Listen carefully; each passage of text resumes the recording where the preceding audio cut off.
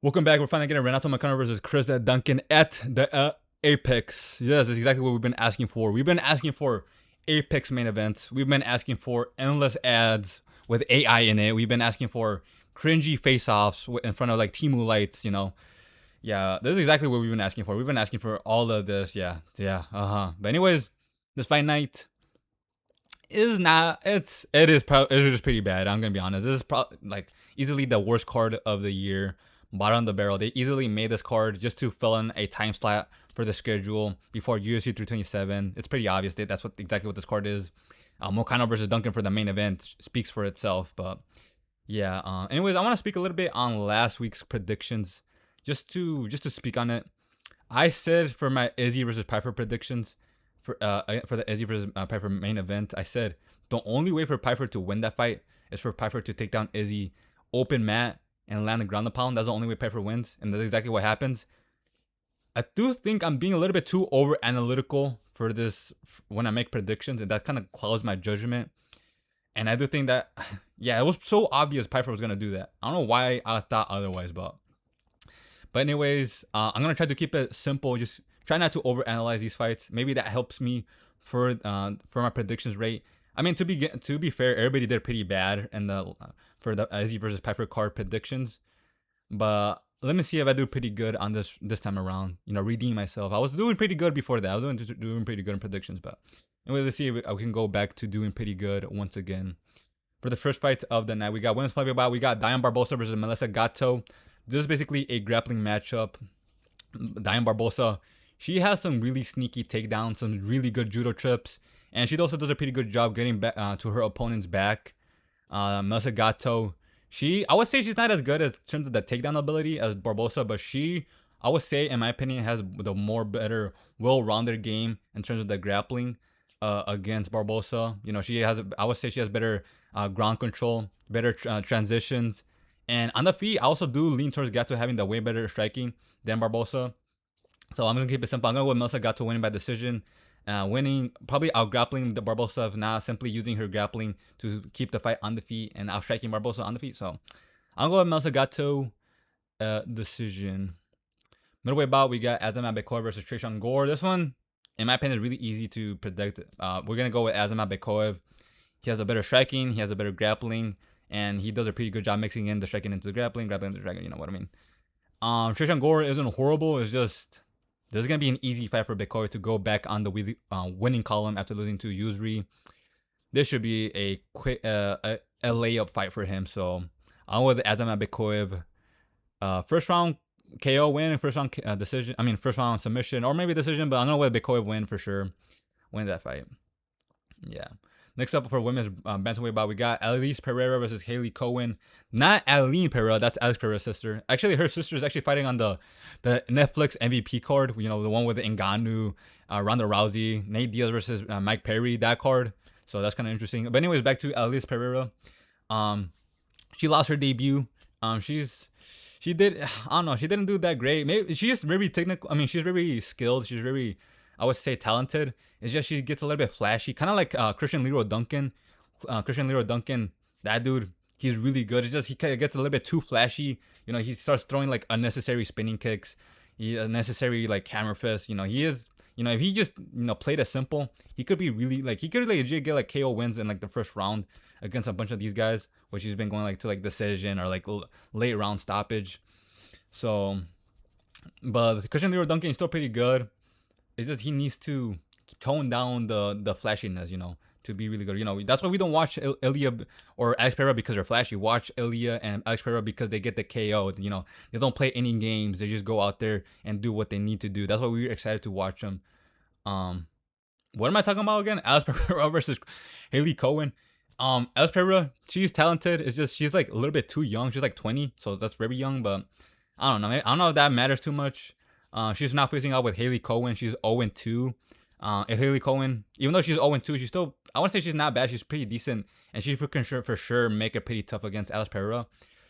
And the thing is, I don't know. If Alice Pereira improves since her last fight, she for sure wins this fight. Alice Pereira, like I said, is pretty talented. But I don't know. I'm gonna go with Alice Pereira. I do think she can and she just sticks to her fundamentals, she can for sure win. Maybe if she makes it even flashy, she could still win. But I'm going with Pereira decision win against Haley Cowan. I do think. We got a lightweight bout. We got Lando Vannata versus Darius Flowers. We haven't seen both of these guys in a long time. Lando Vannata, we haven't seen this guy in like over 3 years. So yeah, it's been a long time since we've seen Lando Vannata. But he's a vet. He is a crafty striker, decent striking game. Aside from that, he's I mean, I don't know, he's kind of not that good, but he's still pretty decent. He's still, he can still get a win here and there, even though he has like a bunch of losses in the UFC. But anyways, he's now facing off with Darius Flowers. We haven't seen Darius Flowers in like over a year, so not as long as Lando Vannata, of course. But I don't know where they found this dude. This dude legit straight like came out of like 1995 or whatever the first UFC events were happening. This dude has no wrestling. When we say no wrestling or no striking, it's kind of like a hyperbole. We like exaggerate, like, obviously, MMA fighters are, do train MMA. Darius Flowers legit looks like this dude never ever done MMA, like wrestling in his life. He never grappled, because this dude, I don't know what, like his grappling is legit, is just not that good. I'm gonna be honest. He is 0-3 because this dude legit is just not that good. His striking as well is, you would say his striking is his main two. Even his striking is not that good as well. He is a little bit very simple. He has no boxing fundamentals. He barely kicks. All he really does on the feet is just throw powerful overhands. He just like overloads on like one punch, and that's it. No combinations, no nothing.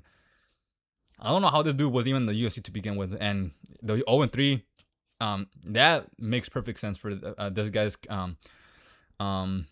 record in the UFC. So even though Lando Vannata we haven't seen this guy in over 3 years, this should be a winnable fight for him for sure against Darius Flowers, in my opinion. Lando Vannata, just by simply being a mixed martial artist, should get past Darius Flowers. So I'm going with Lando Vannata decision. I don't think you're gonna finish Flowers, but I'm going with Lando Vannata decision. Next up, we got Alexander Costa versus Nicoll at flyweight. Oh, hurry up! Yes. Anyways, we got this matchup right here. This is what I mean. Like, this is when I get a little bit too over analytical, because on paper, Nicoll should win this. Alexander Costa, he gets out grappled a bit in his fights, and Nicoll is mainly a grappler. Costa, his boxing is, he has some boxing fundamentals, but his footwork and his is not that good, and he has a bit low output in his fights. He kind of just stares at his opponents. He really doesn't do much. And obviously Costa, he has lost to like really good fighters, but he also has wins over like really bottom of the barrel fighters. So it's like a mixed bag of like skill wise of his opponents. I would say Nicoll kind of like matches him. It's finally finally his first even matchup in the UFC. Nicoll, I would say, because he has high output, I wouldn't say his boxing is that great or just overall striking, but it's still there. He can still definitely make it a tough fight against Costa on the feet, and then mixing in the grappling. And he is bigger. He is 5'5". Costa is 5'4". It's just on paper, in my opinion, Nicoll should win. It's just, and he's 0-2. But the thing is, I don't know, something about Nicoll just, I don't know, something about this dude just, it kind of makes it hard for me to trust him to win a fight. Maybe because he is like probably like the only fighter in the UFC that doesn't take roids. His traps are pretty small. It's pretty obvious a lot of these fighters are on the juice. So maybe that's why Nicoll, even at flyweight, is a bit small. But I don't know. I don't know whether Nicoll, I believe in him. I believe in natural power, no juice. There's a no juicing channel. I was sure Nicoll. I do think he could probably win this fight on paper. It's just, I don't know, I don't trust it too much. Costa, just by simply having probably a strength advantage, could probably win this fight. But I'm gonna go with Nicoll winning. He legit is a more skilled fighter. But yeah, I'm gonna go with Nicoll finally, hopefully by decision. Hopefully, I'm gonna go with Nicoll. But yeah, next up at featherweight, we got Jose Delano versus Robert Ruchala at featherweight. Jose Delano, obviously coming from the Contender Series, had a decent performance in the Contender Series, but I would say, in my opinion, this guy is one of the weaker fighters from last year's Contender Series was a season, I guess you can say. And I say that because Delano has some good fight IQ. He has some good fighter instincts. It's just this guy is just not. I mean, visually, he doesn't look that good. Like, he legit is wide open for a lot of things. He has a lot of holes in his game. He has a really good record, but I don't know how he's doing pretty good. He has like one loss, but he's still pretty good. I would say that because he has some good fight IQ. I do think he does a lot of good things and he has good eyes, good like athleticism. You could say like good hand-eye coordination is what I'm trying to say. Hand-eye coordination, maybe, and with the striking, but I don't know. I don't really trust him. I'm gonna be genuinely honest. I do not trust Jose Delano doing that good in the UFC. He is now facing off Robert Ruchala, who lost his debut fight against William Gomis, which is not a bad loss. You know, William Gomis, in my opinion, isn't elite, but still not a bad loss at all. William Gomis is pretty hard test for your debut fight. Robert Ruchala, he basically is just a grappler with kicking. He's not a striker at all. Kind of like RDR or Paul Craig or that Wicklash guy who beat Patchy Mix. I don't know what it is in Europe somewhere, like I guess like Poland. What is Paul Craig, like Ukraine or something like that? Ukrainian. RER is from the Netherlands. So I don't know, something about the Netherlands. Some of these countries, I don't know, they probably just hate striking because all these guys have are really good grappling and just body kicks of doom. I don't know what it is.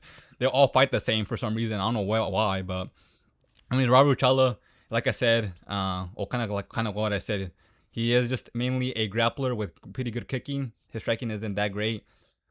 He was a champ at the KSW promotion, which is pretty good, a defending champ.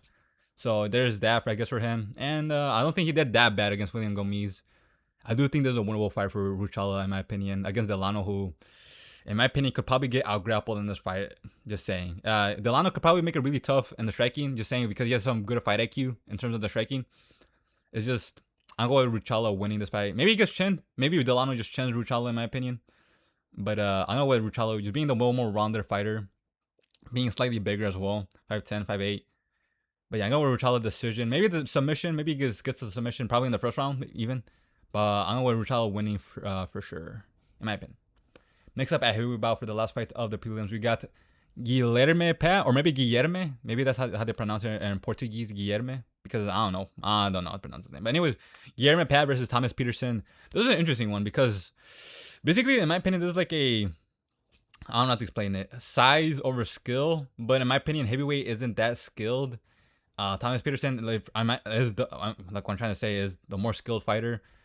But Piat is huge. He's 6'6", in shape, big muscular heavyweight. This dude is a real heavyweight. He's 265, which is the max weight at heavyweight in the UFC. This dude, and the thing is, even though I said Peterson is more skilled, not really. I would say the gap between Pat and Peterson in terms of skill isn't that big. I'm honest, like probably like this much. Pat isn't that skilled. He's not like high level in terms of fighting, but I do think being a big in shape heavyweight means a lot at heavyweight. Just look at the top 10, top 15 fighters at heavyweight.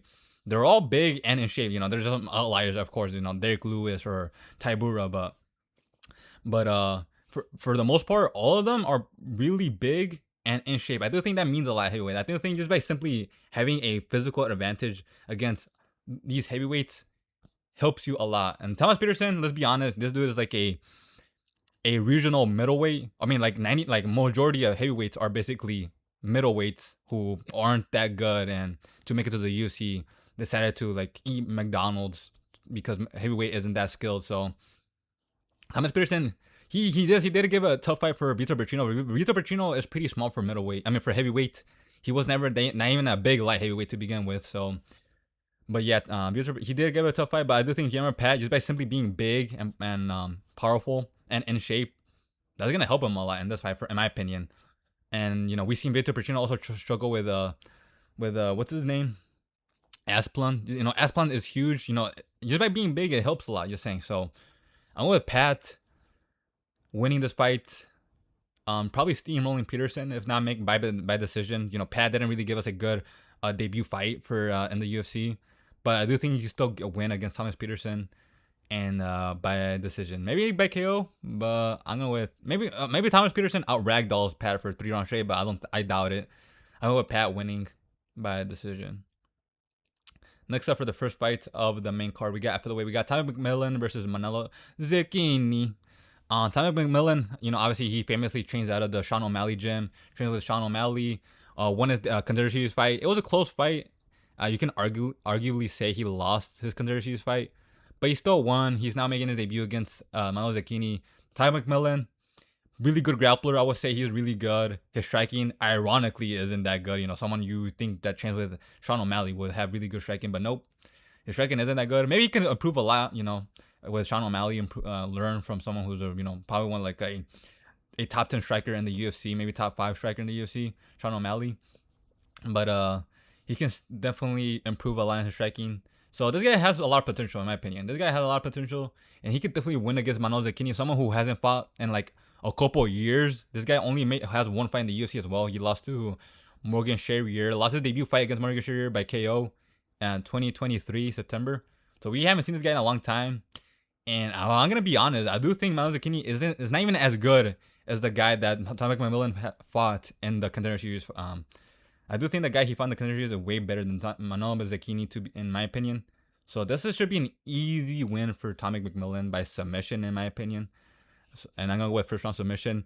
I don't think Tommy McMillen is gonna be like champ. Maybe he could be, but I do think he's gonna struggle a lot once he reaches the rankings. I don't think he's that good, but he's still decent. He's still decent, but I don't know what Tommy McMillen winning by a first round submission should be an easy layup. When you know, the UFC definitely did this on purpose, but. Yeah, next up, we got at bantamweight bout, we got Ethan Ewing versus Ewing versus Rafael Estevam. This one's an interesting one. You know, Ethan Ewing, obviously, you know, he sucked all of Malcolm Whitaker's hype, you know, after beating him on short notice, which is really impressive. But that fight is, I mean, that does not mean Whitaker is bad. That just means Ethan Ewing is that good. It kind of is like a John Silver versus Kevin Pendejos in the Contender Series, where Kevin Pendejos lost, but he's still, you know, doing really good now. He's now ranked and hasn't lost since the John Silver fight. So that's very similar. I do think, even though he beat Whitaker is still really good. He can definitely become like a high-level ranked fighter soon. And, you know, they're probably going to rematch in the future, you know, that type of situation. I do think, you know, kind of like Arman versus Islam, you know, the first fight, or only fight, I guess. But, you know, I do think just because Ewing beat him doesn't mean Whitaker was mad. And also in that fight, Ewing got wobbled pretty badly in the first round, but because he was entering into like a looping hook shot range against Whitaker. You know, Whitaker obviously spams hooks. Ewing adjusted and only started spamming straight shots, you know, just jab and crosses. That shows that Ewing has some high fight IQ to adjust in a fight in the second and third round, and that's how he won the fight. You know, because obviously if you know boxing, straight punches beat looping punches. So that's really smart by Ewing. That shows that he has really good fight IQ. And so now he's facing off with Rafael Estevam, someone who's undefeated. He's like 4-0 in the UFC, 3-0, something like that. But this guy is basically just a bantamweight Jolton Almeida. He has, you know, he refuses to strike. Like, I don't even think he's even a good striker. He has no striking at all. He refuses to strike, only spams takedowns and holds you down for 3 rounds straight. That's basically all this dude does. He legit is just boring to watch, but he's undefeated. He's, you know, it's still a thing. He's still a pretty good grappler. I just want to note something. In his Jesus Aguilar fight, if you watch that fight, he beat Jesus Aguilar for 2 rounds straight. He just held him down straight for 2 rounds. But the third round came, he couldn't take down Jesus Aguilar anymore. And he got the brakes beaten off him in the third round. He probably could have lost that fight if you count all strikes with it for all 3 rounds together.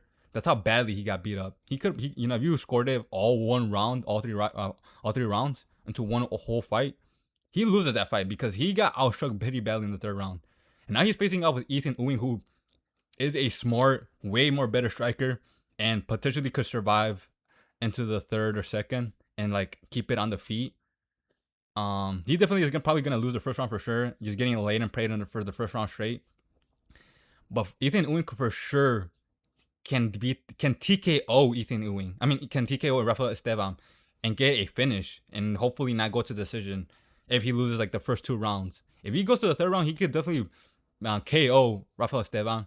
If not into the second round, I'm going with Ethan Ewing. I do think he probably wins this fight. Hopefully Rafael Estevam doesn't lay and pray for 3 rounds straight against Ewing. That will suck so much. But I'm going with Ethan Ewing potentially. Listen, that Jesus Aguilar fight, that tells me I'm going to go with Ethan Ewing probably win this fight. So yeah, I'm going with Ethan Ewing finishing Rafael Estevam in the third round.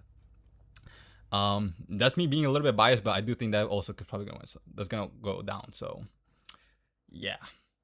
Next up at lightweight, we got Abdul Rahman Yagba, whatever. Against Peterson Ribeiro. We got light skinned Evil Aslan. This guy's from Turkey. The actual good Evil Aslan. I'm joking. Even though Evil Aslan was still like doing really good, even though before he lost to Ian Kutalaba. So maybe this version of Abdul losing to Peterson Ribeiro, maybe. Because Abdul, he legit obliterated past his Contender Series fight and his debut fight. He legit obliterated his 2 opponents in those 2 fights pretty easily, dismantled them. Now, he's now facing Peterson Ribeiro, someone who we've seen him be like a literal punching bag so far in his last couple fights. He has a pretty good win. He beat DR, but that DR fight was kind of fluky, if I'm going to be honest. So, yeah, there's that. But I do think Abdul's going to win this fight for sure. I don't think there's going to be like a, he's going to get stopped here. I don't think so. I think it's going to be a winnable fight for him. Peterson Ribeiro can probably make this fight weird. I'm going to be honest, just with this, Peterson Ribeiro is like kind of like an awkward fighter to begin with. And he for sure can make this weird. Maybe Abdul could have an off night, but I feel like this fight is going to be a little bit tricky for Abdul. I'm going to be honest. I don't think he's going to obliterate past Peterson Ribeiro. Maybe this fight could go past into like the 2nd or 3rd round. But I'm going to go with Abdul. Abdul is also undefeated. I do think he wins. He continues his undefeated streak after Peterson Ribeiro. I just feel like Peterson Ribeiro was weirdly enough gonna have a pretty good performance against Abdul. Kind of like Kevin Pendejos when he fought that one dude, Danny. I forgot his name already. But that fight, he had he went 3 rounds with that guy, and then after that, they obliterated Emmett. I feel like that's gonna be similar here, where he's gonna have like a weird off night against Peterson Ribeiro. It's gonna be kind of weird, but I'm still gonna go with Abdul winning, either way. So yeah. Now for the co-main, we got Jandiroba versus Tabitha Ricci, potentially for the first for the title fight for obviously the strawweight belt.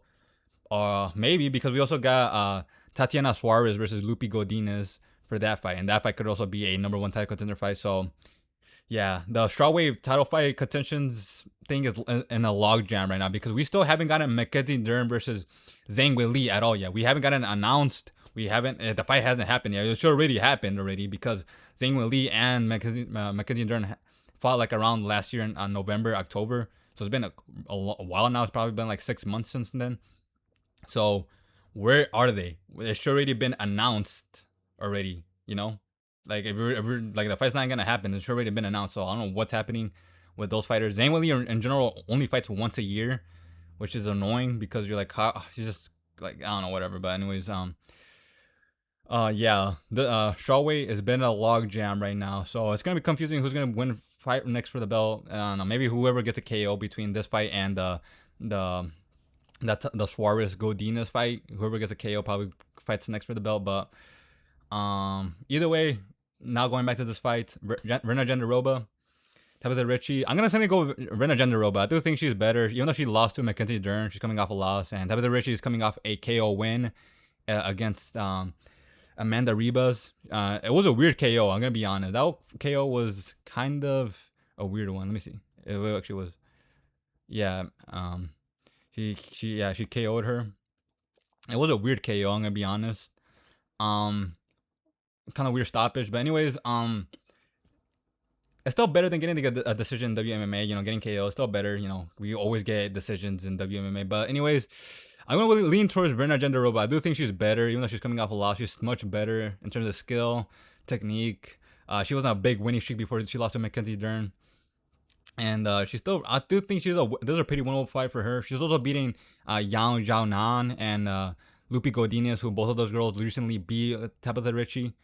And, recently, MMA math doesn't work as well, but in my opinion, that means something, especially at WMMA. I don't know. But anyways, I'm going to go with Rena Jandiroba by decision. I do think she could win this fight for sure. And maybe fight for the belt next again. I don't know. I don't know what it is going on with Mackenzie Dern and Yang Jianan. I'm not racist. But anyways, yeah, give me Rena Jandiroba decision. Now for the main event, we got at lightweight bout. We got Renato Moicano versus Chris Duncan. This one's a good one because Renato Moicano, he's coming off a two fight losing streak. Oh my goodness, and Christian Duncan's coming off a Terrence McKinney win. Ooh, this one's a good one. Nah, I'm joking. Renato Moicano, I don't know. He lost to Benil. He's coming off a Benil loss, which is not looking great at all. You know, before that, he lost to Islam. It was a 1 day short notice. So, and it's Islam. So, there's nothing. There's no point to bring that up. And before that, he beat BSD, which is a really good win, aging like wine. But in my opinion, he legit fluked his way through BSD. In my opinion, because that fight legit kind of feels like, you know, like in Avengers Infinity War, where like Doctor Strange was like floating, thinking of all like the possibilities on how to be defeat Thanos. There's only like one successful one. That legit Renato Moicano legit was in the good timeline for him to win that fight against BSD, because 99 out of 100 times this dude loses to BSD in my opinion, because he legit hit the perfect reversal, the perfect what was it? Did he take the back, or he landed on top or something like that? But he opened up BSD. He legit hit the perfect sequence for him to get that gash open on BSD's face, because when the second round came, he got his ass beat by a one-eyed open BSD. Well, not his ass beat, but he got outshook on the scorecards. He lost the second round with one eye BSD. You know, now that's, you know, that just shows how badass BSD is, because he was able to win a round with one eye. But anyways, he beat BSD. Doctor Stoppage. So he didn't really beat him. And then before that, Jalen Turner, he got dropped.